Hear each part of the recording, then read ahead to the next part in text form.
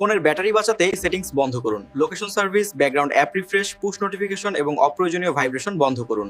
Dark mode চালু করুন। Location সেটিংসে থাকা ওয়াইফাই এবং ব্লুটুথ স্ক্যানিং অপশনটি ব্যাকগ্রাউন্ডে ক্রমাগত সার্চ করতে থাকে এবং এতে ব্যাটারি দ্রুত শেষ হয়, তাই এটি বন্ধ করে দেওয়া উচিত। অপ্রয়োজনীয় অ্যাপ বিজ্ঞপ্তি।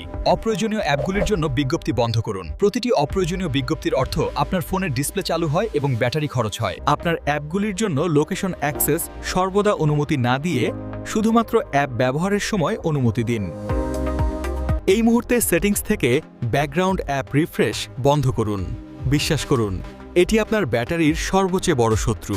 কিবোর্ড হ্যাপটিক ফিডব্যাক উল্লেখযোগ্য ব্যাটারি ব্যবহার করে। এই ভাইব্রেশন বন্ধ করলে ব্যাটারির আয়ু অনেক বাড়ে। হ্যাপটিক্স নিষ্ক্রিয় করে আপনার চার্জ সর্বাধিক করুন।